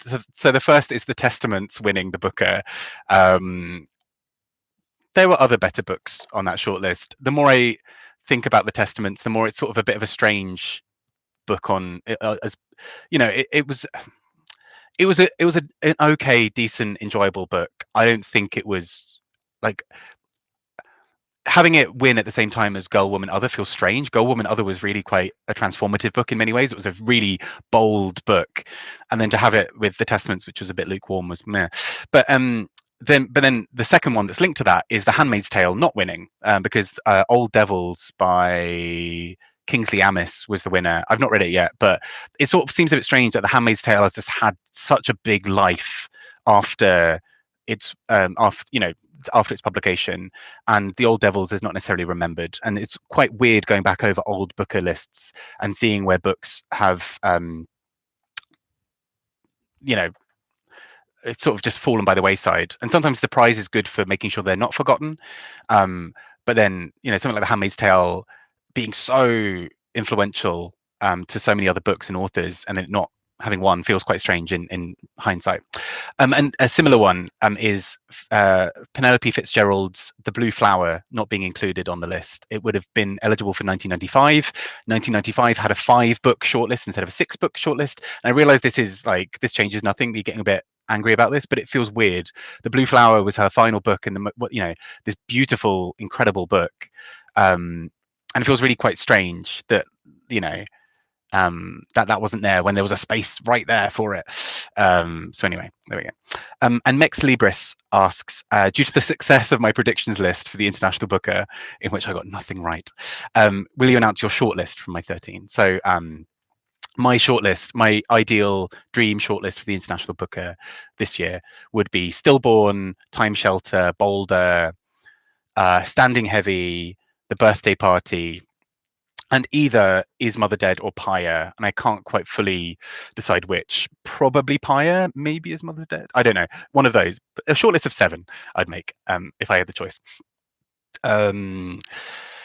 And now we get to some of the sillier questions. But before we do, let's have a little. We're getting right to the end. I realize this has been going almost 2 hours. I have no idea why any of you are still watching. How have you put up with this babbling for like 2 hours? Fun times. Let's have a sip of coffee, because I've been basically rapping for 2 hours in terms of the speed of what I'm saying. I'm exhausted. The silly questions is where we end, and I don't know why I left this as sort of stuff towards the end. But Kieran, of course, has asked, if Bob the Booker was a weird Bob the Builder spin-off, which authors would you have voice each of the anthropomorphic building vehicles? Do we need to dignify this? But essentially... I don't know Bob the Builder well enough to really do this. I feel like it could be really fun to have like the central person voiced by someone like Julian Barnes, with like this really Bob himself done by Julian Barnes, with this very like calm, slightly posh accent, just sort of to really change the vibe of the whole show. I'd have some other people replaced by who's got a really fun voice, who'd be really interesting. I think someone like Anne Enright has this very, like, and Colm Tobin, both individually have not only both the most gorgeous accents, but also this kind of cheekiness in their voice that I think could be really fun. I'm putting too much thought into this, clearly. I feel like Tori Peters and Sean Fay as well are both just like really fun people to listen to. I just love that. Elizabeth Day I also find really engaging. So then together, I don't know who they'd be of the vehicles, but it would be a very literary, intriguing version of Bob the Builder, which I might watch. And Kieran's other question, because he needed more, is how many copies of Beryl Bainbridge do you think you could comfortably carry on your person? This feels like a riddle. Before people would notice you're laden with Beryl Bainbridge. So luckily a lot of her volumes were very slim, so I feel like I could carry a fair few, but a fair few of those slim ones would also have been hardback. So I'm going to go for a sensible 73. Sensible 74 rather. So there we go. And then Larry has opinions. So first asking if I could rename the channel into Bob the Builder, and then his Q&A: brushing your teeth or wiping your ass? You have to give one up. Which one would it be and why? Do I dignify this with an answer? I feel like I'm already in too deep. So I'm trying to think what would the comfortable alternatives be for either, right? So in many countries, you, instead of wiping, you use like a water spray, but then that's not something you can guarantee living in the UK. Brushing your teeth, there are other ways. around as grim as it feels in terms of like there are like chewy things you can have that sort of clean your teeth. So maybe that I eat a lot of sugar. Maybe brushing your teeth just because the alternative feels gross. Anyway, so that's what a high to end on these. But are there any other, if there are any other questions in the chat, then I'll quickly take those before we go. Ben Reads Good makes a really good point about The Mirror and the Light not being shortlisted. Which did feel like a snub, and Hilary Mantel, bless her, was also very good about it. She said the fact that I've won 2 Bookers in a row means that if I'm not shortlisted, or if I'm shortlisted and then don't win, people are going to see it as this grand like snubbing and this grand drama, and it's not that. Like, it's fine. It's a book prize, and it may or may not have been kind of done, whatever. So she was very gracious about it. But yeah, it did feel like a book that was maybe missing from that shortlist. In some ways, I'm glad that it wasn't, only for the fact that it meant that there could be a little bit more oxygen in the press about the other books, that we weren't constantly talking about her doing it, like Hilary Mantel doing a hat trick.